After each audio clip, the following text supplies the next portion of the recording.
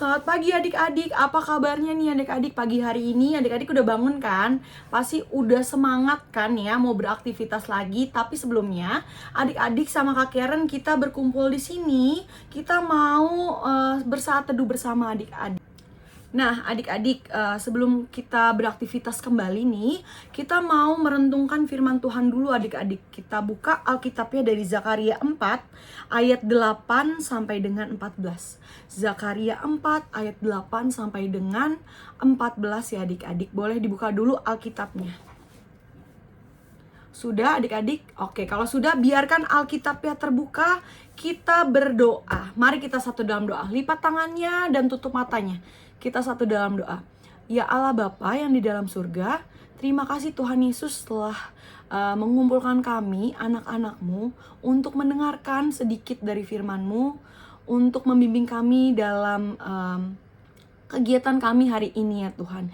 Kiranya apapun yang kami terima firman Tuhan pada hari ini nanti dapat kami dengarkan dan dapat kami lakukan dalam kegiatan kami ke depannya. Terima kasih Tuhan. Dalam nama Tuhan Yesus kami sudah berdoa. Haleluya, puji Tuhan. Amin. Oke adik-adik, mari kita baca Alkitabnya dari Zakaria 4 ayat 8 sampai juga 14. Kakak Karen akan bantu untuk baca ya adik-adik, adik-adik mendengarkan. Oke, Zakaria 4 ayat 8 sampai dengan 14. Kemudian datanglah firman Tuhan kepadaku demikian. Tangan Zerubabel telah meletakkan dasar rumah ini, dan tangannya juga akan menyelesaikannya. Maka kamu akan mengetahui bahwa Tuhan semesta alam yang mengutus aku kepadamu. Sebab siapa yang memandang hina hari peristiwa-peristiwa yang kecil, mereka akan bersukaria melihat batu pilihan di tangan Zerubabel. Yang 7 ini adalah mata Tuhan yang menjelajah seluruh bumi. Lalu berbicaralah aku kepadanya, apakah arti kedua pohon zaitun yang di sebelah kanan dan yang di sebelah kiri kandil ini? Untuk kedua kalinya aku berbicara aku kepadanya. Apakah arti kedua dahan pohon zaitun yang di samping kedua pipa emas yang menyalurkan cairan emas dari atasnya itu? Ia menjawab aku, tidakkah engkau tahu apa arti semua ini? Jawabku, tidak Tuanku. Lalu ia berkata, inilah kedua orang yang diurapi yang berdiri di dekat Tuhan seluruh bumi. Itu ya teman adik-adik untuk pembacaan Alkitab kita dari Zakaria 4 ayatnya yang ke-8 sampai ayatnya yang ke-14.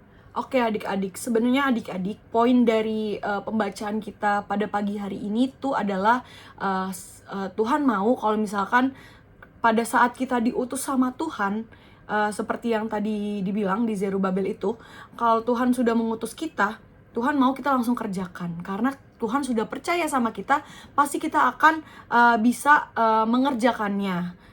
Karena udah ada tuntunan dari Tuhan. Makanya Tuhan bisa percayakan pekerjaan apapun kepada kita. Gitu ya adik-adik. Nah, adik-adik, jadi tuh ada cerita nih, ada seorang tokoh bernama Zerubabel kan, yang tadi kita baca Alkitabnya nih. Nah, ia itu tuh bekerja sebagai gubernur di Yehuda. Dia itu pada zaman Zakaria menjadi nabi, dia itu menjadi gubernur adik-adik. Nah, pada saat itu Zerubabel itu diberikan tugas oleh Tuhan Yesus untuk membangun sebuah tempat beribadah. Ya, kita tadi kan baca ya, ada di Alkitab dia disuruh untuk membuat tempat beribadah ya. Nah, ya itu namanya tempat beribadah dulu itu namanya adalah bait suci adik-adik. Nah, jadi bait suci itu sama ataupun mirip dengan gereja ya adik-adik gitu. Jadi ketika tempat kita untuk beribadah, mereka tuh tempatnya itu namanya adalah bait suci. Kalau kita kan tempat beribadah kita adalah gereja. Nah, pada saat itu, saat mengerjakan tugasnya nih si Zerubabel ini, malaikat Tuhan itu datang pada saat Zerubabel mengerjakannya. Nah, malaikat Tuhan itu menyampaikan kalau Zerubabel akan menyelesaikan tugas yang Tuhan perintahkan. Tuhan perintahkan apa sih? Balik lagi tadi Kak Karen bilang, Tuhan itu memerintahkan Zerubabel, si gubernur pada eranya Nabi Zakaria ini, dia itu menyuruh untuk membuat bait suci. Lalu diturunkanlah malaikat sama Tuhan untuk menyampaikan pesan itu kepada Zerubabel. Nah, adik-adik, pada saat Zerubabel sedang melakukan tugasnya, datanglah malaikat Tuhan kan. Nah, malaikat Tuhan tuh bilang, ada pesan nih Zerubabel dari Tuhan Yesus, kalau misalkan kamu itu bisa menyelesaikan tugas kamu untuk membuat bait suci itu, ataupun yang biasa kita sebut, biasa kita datangi untuk hari Minggu adalah gereja.